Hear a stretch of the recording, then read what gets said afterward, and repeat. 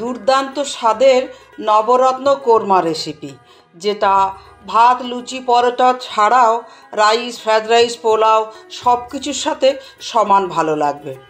নমস্কার, আমার বৈষ্ণব রসনামৃততে সকলকে স্বাগত। সেই কোরমা রেসিপি আপনাদের সাথে শেয়ার করব। প্রথমে দেখে নিই কী কী সবজি নিয়েছি এই নবরত্ন কোরমার জন্যে। যেহেতু নাম নবরত্ন, তাহলে নবরত্ন বা নটা সবজি হলেই ভালো হয়, না হলেও কোনো অসুবিধা নেই। তো নটা সবজি প্রথমে দেখে নিয়েছি। পনির, বিনস, আলু, কড়াইশুঁটি, গাজর, ক্যাপসিকাম, ফুলকপি, টমেটো আর কয়েকটা নিয়েছি কাজু। এবার তাহলে রান্নার কাছে চলে যাব।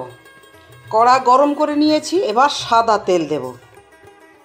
সাদা তেল দেওয়ার পরেও আরও 30 সেকেন্ড অপেক্ষা করব এবং গ্যাসের হিট আমার এখন ফুলেই আছে। এবার গ্যাসের হিট একদম লো করে দিলাম। এই লো হিটে এবার আমি পনির আর টমেটো তুলে রেখেছি আর বাকি সবজিগুলো একসাথেই দিয়ে দেবো। দিয়ে লো হিটেই এটা নাড়াচাড়া করব।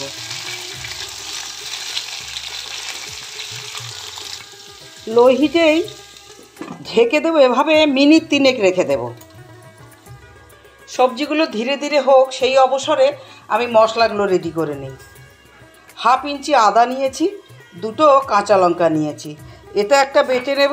আর নিয়েছি 8-10টা কাজু, 4টে কিশমিশ নিয়েছি, 1/2 চামচ নেব চালমগজ, আর 1/2 চামচ নিয়েছি পোস্ত বীজ। এই দুটো পেস্ট করে নিই। মশলা দুটো রেডি করে নিয়েছি। মাঝে একবার খুলে আমি উল্টে দিয়েছি। এরকম লো হিটে এটা ভাজতে হবে। সবজি সেদ্ধ হয়ে গেছে, এরকম হালকাই ভাজা থাকবে। এবার আমি এগুলো তুলে নেব। একটু তেলটা ঝরিয়ে নিচ্ছি। এভাবে কয়েক সেকেন্ড রেখে দেব, তেলটা যে আনাজের মধ্যে আছে সেগুলো কড়ার মধ্যে বেরিয়ে আসুক। তেল ঝরে গেছে, এবার সবজিগুলো তুলে নেব। আনাজ ভাজার পরে যে তেল আছে ওই তেলেই হয়ে যাবে। ওই তেলের মধ্যে শুধু 1/2 চামচ ঘি দিয়ে দিচ্ছি। ফোড়নে দেব একটা তেজপাতা, একটা শুকনো লঙ্কা, একটা এলাচ, 3টে লবঙ্গ, একটা দারচিনি আর সিকি চামচ জিরে। ফোড়নটা হয়ে গেছে। এবার আদা আর কাঁচা লঙ্কা বাটাটা প্রথমে দেব, দিয়ে একটু নেড়ে নেব কয়েক সেকেন্ড, কাঁচা গন্ধটা চলে যাওয়ার জন্য। আদার যে কাঁচা গন্ধটা থাকে সেটা যাওয়া পর্যন্ত 1 মিনিট মতো লো হিটে এটা আমি নেড়ে নিচ্ছি। কাজু, চালমগজ বাটার মধ্যে 2 চামচ টক দই দিয়ে দেব। এবার এটা ফেটিয়ে নেব। ফেটিয়ে নেওয়া হয়ে গেছে, আবার গ্যাসের কাছে যাব। 1/2 চামচ কাশ্মীরি লঙ্কার গুঁড়ো দেব, সিকি চামচ জিরের গুঁড়ো, আর সিকি চামচ দেব ধনের গুঁড়ো। দিয়ে একটু নেড়ে নিচ্ছি। সামান্য একটু জল দিতে হবে। দেবো দইয়ের ব্যাটারটা। এটাও এরকম অনবরত নাড়ব। দেব সামান্য জল। তা গরম জলই দিলাম, সবসময় গরম জলই ব্যবহার করতে হবে।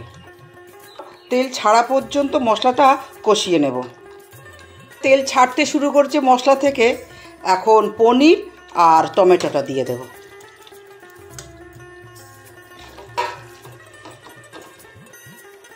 দেব সিকি চামচ লবণ, সিকি চামচ দেব মরিচের গুঁড়ো, আর দেব 1 চামচ চিনি। আমি টমেটোগুলো দেখেছেন ভিতরে যে দানা থাকে সেগুলো ফেলে দিয়ে শুধু পিছনের অংশটা অর্থাৎ শাঁসের অংশটা দিয়েছি। কোরমাতে টমেটো এভাবেই দেয়া ভালো। এখন মিনিট 2-এর জন্য লো হিটে ঢেকে দিচ্ছি। এবার ঢাকাটা সরিয়ে নিচ্ছি আর একটু তেলটা ছাড়া পর্যন্ত অপেক্ষা করব, অর্থাৎ আরও 1 মিনিট ধরে এরকম কষিয়ে নেব। এবার বাকি সবজিগুলো দিয়ে দেব। দিয়ে খুব ভালো করে আবার মিশিয়ে দেব। এবার দেব গরম জল। গ্যাসের হিট করে দেব ফুল। কোরমা রেসিপিটা ফুটে উঠেছে। এখন গ্যাসের হিট আমি মিডিয়াম করে দেব। এভাবে মিডিয়াম হিটেই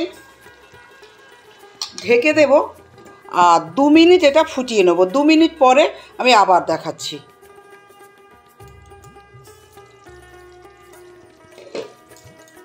ঢাকাটা খুলে নিলাম, নিয়ে আবার একটু নেড়ে চেড়ে দিচ্ছি।